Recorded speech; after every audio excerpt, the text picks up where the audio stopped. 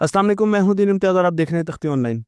मैंने सोचा कि आपके पैसे भी बचाए जाएं और आपको एक ऐसा फार्मूला दिया जाए जिससे बच्चे का दिमाग पहले कुछ सालों में बहुत ज़्यादा तरक्की कर सके।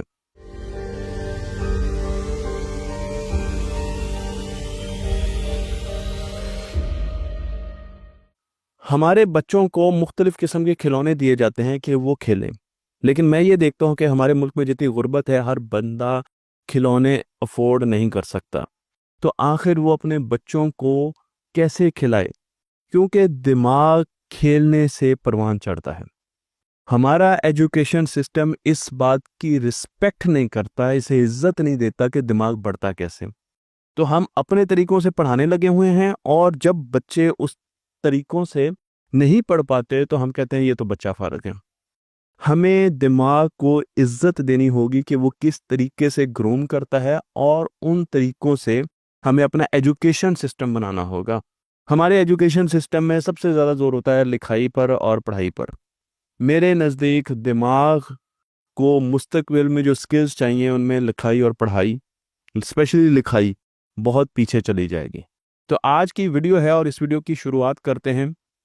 आम बंदे के लिए ये वीडियो है, इस वीडियो को दिखाइएगा आम लोगों को, क्योंकि मैं आज झोंपड़ी वाले को भी बताऊंगा कि वो अपने बच्चे का दिमाग कैसे डेवलप कर सकता है और उसे कोई महंगे खिलौनों की ज़रूरत नहीं है। जैकुलिन हार्डिंग चाइल्ड एक्सपर्ट हैं, इनकी किताब है the brain that loves to play. Neuroscientist हैं और बच्चों के साथ इन्होंने बहुत काम किया और इनकी स्पेशलिटी है कि ये पहला साल से लेके 5वें साल तक बच्चों के साथ काम करती हैं और इनके बहुत से पायलट प्रोजेक्ट्स हैं। इन प्रोजेक्ट्स में ये मुख्तलिफ विलेजेस में जाती हैं, देहातों में जाती हैं और वहाँ पर जाकर क्लासों में खेल को इंट्रोड्यूस करवाती हैं। अब जब ये खेल को इंट्रोड्यूस कराती हैं तो वो खेल ऐसा होता है जिसमें बच्चे को खुद इख्तियार होता है, वो खुद खेल रहा होता है, मैंने इधर जाना है, मैंने इधर जाना है। डायरेक्टेड खेल नहीं होता, बच्चे के पास कंट्रोल होता है, स्पॉन्टेनियस होता है कि उसको फौरन कह दिए कि आप इससे खेलें, आप इससे खेलें। तो उन्होंने जब ये चीज़ें दी कि बच्चों को खिलाना सिखाया और साथ ये कहा कि आप अपनी मर्जी के खुद मालिक हैं, खेलें जैसे खेलना है, तो उन्होंने देखा कि बच्चों के दिमाग बहुत ज़्यादा तेज़ी से तरक्की करना शुरू हो गए। उनके दिमाग के सामने वाले हिस्से जिसे प्री फ्रंटल कॉर्टेक्स कहते हैं, जो बच्चों में बहुत ज़्यादा डेवलप नहीं होता, उसमें बहुत ज़्यादा उन्होंने फंक्शनिंग देखी। उन्होंने देखा कि बच्चे के जो एग्जेक्टिव फंक्शंस हैं, जो कि एग्जेक्टिव्स को चाहिए होते हैं, डिसीजन मेकिंग, क्रिटिकल थिंकिंग, ये आहिस्ता आहिस्ता बेहतर हो रहे हैं। और बच्चा जब खेलते हुए मुख्तलिफ डिसीजंस ले रहा है तो उसके इस हिस्से की जो एक्टिविटी है वो बहुत ही ज़बरदस्त हो रही थी।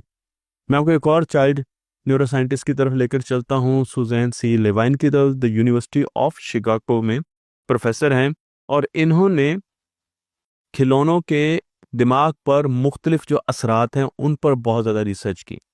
इन्होंने बताया कि 2 साल से लेकर 4 साल 5 साल तक बच्चे जो पजल्स के साथ खेलते हैं, जो इंजीनियरिंग टॉयज के साथ खेलते हैं, उनकी स्पेशियल स्किल्स बहुत अच्छी होती है। स्पेशल स्किल्स का मतलब है ये सोफ़ा मुझसे कितनी दूर है, रोशनी किस तरफ लगी है, जो फासले के साथ चीज़ें रखती हैं, वो कितनी तेज़ी से मेरी तरफ आ रहा है, ये जो भेड़ आ रहा है ये क्या मुझे काटेगा या मैं पीछे हो जाऊं। तो जितनी भी आपकी स्पेशल चीज़ें होती हैं जिसमें आप चीज़ों को इमेजिन कर सकते हैं, उनको प्रेडिक्ट कर सकते हैं, मैनिपुलेट कर सकते हैं और अपने गिर्द सही और गलत, रियल यानी रियल और इमेजिनरी चीज़ों को फ़ौरन देख सकते हैं, इनमें बहुत इम्प्रूवमेंट आई। साइंस और मैथ्स के जो स्किल्स हैं उनमें बहुत इम्प्रूवमेंट आई। लेकिन तीसरे जो हमारे डॉक्टर हैं, इनका नाम है डॉक्टर सलीम हाशमी। आप इन्हें सर्च कर सकते हैं, किंग्स कॉलेज लंदन में ये टीचर हैं। आई डोंट नो ये प्रोफेसर हैं, लेकिन ये वहाँ पर रिसर्च करते हैं।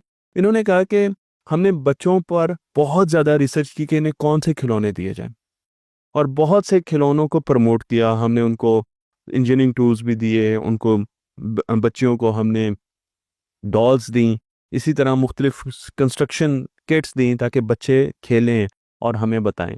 तो उन्होंने कहा कि हमें ऐसे खिलौनों की ज़रूरत है जो कि एग्जेक्टिव फंक्शंस बच्चों के दिमाग में जल्दी बढ़ाएं। 2 साल से लेकर 5 साल 4 साल की बात हो रही है, उनमें प्लानिंग लाएं, उनमें ऑर्गेनाइजेशन लाएं, उनमें वर्किंग मेमोरी उनकी बेहतर करें, उनको क्रिटिकल थिंकिंग दे, प्रॉब्लम सॉल्विंग दे, इमोशनल रिस्पॉन्स उनके रेगुलेट करें। अब आप कहेंगे कि ये तो बहुत बड़ी उम्र की स्किल्स हैं, लेकिन ये परवान इसी एज से चढ़ना बढ़ना शुरू हो जाती हैं। और अगर एग्जेक्टिव फंक्शंस की बात करें तो इनकी रिसर्च ये कहती है कि 2 साल से लेकर 7 साल तक बड़ी तेजी से बच्चे के दिमाग के वो इसे काम करते हैं, बढ़ते हैं, जिनमें एग्जेक्टिव फंक्शंस लाई करते हैं। अगर आप सिर्फ 10 मिनट एक बच्चे को डॉक्टर सेट से खेलने दें, ट्रेन्स के साथ खेलने दें, इंजीनियरिंग किट्स के साथ खेलने दें, तो उनमें ये चीज़ें बड़ी तेज़ी से बढ़ेंगी और आप देखेंगे कि वो बहुत तेज़ी से इन चीज़ों में अच्छे होते जाएंगे। उसके साथ साथ उनका ये भी कहना है कि खिलौने लेते वक्त हमें ये सोचना चाहिए कि क्या ये कन्वर्जेंट खिलौना है या डाइवर्जेंट है। इन दोनों किस्म के खिलौनों में फ़र्क होता है। कन्वर्जेंट खिलौना वो होता है जिसे आप फिक्स्ड पर्पज़ के लिए यूज़ कर सकते हैं। मसलन मैंने अगर एक डब्बी ले ली, सपोज ये एक डब्बी है और ये खिलौना है, तो अब इसका मैं कुछ नहीं कर सकता। ये एक डब्बी है और इसने यही रहना है, ये चेंज नहीं हो सकेगी। तो बच्चे ने जब खेलना है तो वो इसे चेंज नहीं कर सकता। ये एक फिक्स्ड पर्पज़ खिलौना है, इसमें कोई चेंज नहीं है। लेकिन अगर मैं कोई और चीज ले लूं, एक लेगो की किट ले लूं, तो वहां पर मैं चीजों को जोड़ के कभी कुछ बना सकता हूं, कभी कुछ बना सकता हूं, कभी कुछ बना सकता हूं। तो उसे डाइवर्जेंट खिलौने कहते हैं, ओपन एंडेड टॉयज कहते हैं, जिसमें बच्चा कोई भी नई चीज बना सकता है। डॉक्टर साहब का ये कहना है कि हमें ऐसे खिलौने बच्चों को लेकर देने चाहिए जो डाइवर्जेंट हों, जो ऐसे खिलौने हों जो मल्टीपर्पज हों, उनमें से बच्चा हर रोज कोई नई चीज देखे, बनाए और उससे खेले। ऐसे बहुत से खिलौनों की अब आपको किट्स भी मिलती हैं। इन्हें लूज पार्ट प्ले कहा जाता है या लूज पार्ट टॉयज कहा जाता है। तो लूज पार्ट टॉयज को अगर आप सर्च करेंगे गूगल पर तो आपको बहुत से खिलौने मिलते जाएंगे और उनके जरिए आप बच्चों को खिलाएंगे तो बच्चों के दिमाग बड़ी तेज से बढ़ जाएंगे। लेकिन हमने ये बात की थी कि हमने ये खिलौने तो आम झोंपड़ी वाले को भी देने हैं, और आम झोंपड़ी वाला बंदा किस तरीके से अपने बच्चे को लेगो की किट्स लेकर दे सकता है। हाशमी साहब ने एक चीज ये भी नोट की कि जब आप खेलते हुए एक बड़ा अपने बच्चे के पास होता है तो बच्चा जब खेलता है तो उसके दिमाग में एक्टिविटी बहुत ज्यादा होती है, और अगर बच्चा अकेला खेल रहा है और बड़ा मौजूद नहीं है तो उसके दिमाग की एक्टिविटी कम हो रही है। तो इसका मतलब यह है कि एक तो बच्चे को लूज पार्ट प्लेज टॉयज देने हैं आपने और लूज पार्ट प्ले की तरफ लेके आना है। दूसरा, आपने वहां पर मौजूद होना है दिन में कुछ हिस्से कि आप बच्चे के साथ खेलें। तीसरा, डिजिटल खिलौनों का फायदा कम है और जो आपके फिजिकल टॉयज हैं उनका फायदा बहुत है। तो मोबाइल की तो मैं वैसे ही बड़ा खिलाफ हूँ। मोबाइल बच्चों को बिल्कुल नहीं देना चाहिए, उससे बहुत किस्म की बीमारियां आ रही हैं बच्चों में।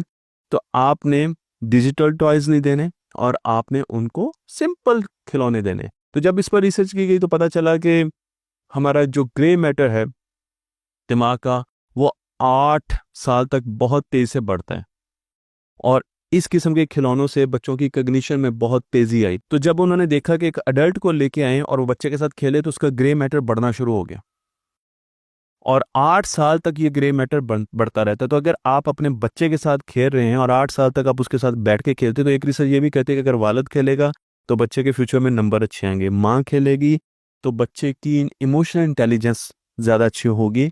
ये अलग रिसर्च कहती है, लेकिन इस रिसर्च में ये कहा गया कि उसकी कग्निशन, उसकी जहानत बहुत ज़्यादा बेहतर होगी।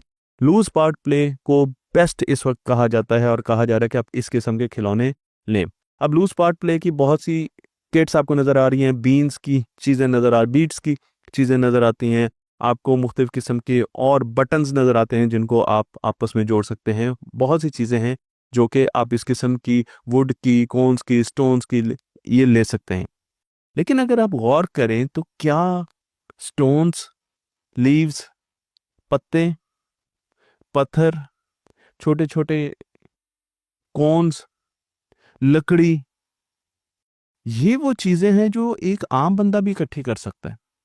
और अगर एक आम बंदा भी इस किस्म की चीज़ें इकट्ठी कर सकता है तो वो अपने बच्चे को भी दे सकता है। तो क्या हमारे बच्चों को ओपन एंडेड टॉयज का मतलब सिर्फ ये है कि हमने बने बनाए सिंथेटिक खिलौने लेने? जी नहीं।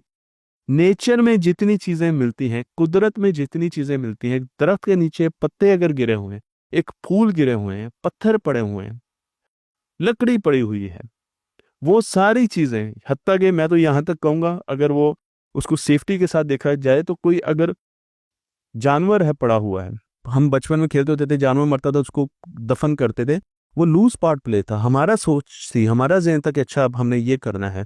जानवर से मुराद कौवा, कोई कभी आपको परिंदा मिल जाता तो आप उसको, ये वो हिस्सा है जो उसी वक्त आप सोचते हैं, उसी वक्त थिंकिंग करते हैं। आपको नहीं पता आज मैंने क्या खेलना है। हमने बच्चों को जब से किट्स देना शुरू किए हैं तो बच्चों को पता है कि उन्होंने इस खिलौने के साथ क्या खेलना है। तो हमने उनके दिमाग को रिस्ट्रिक्ट कर दिया।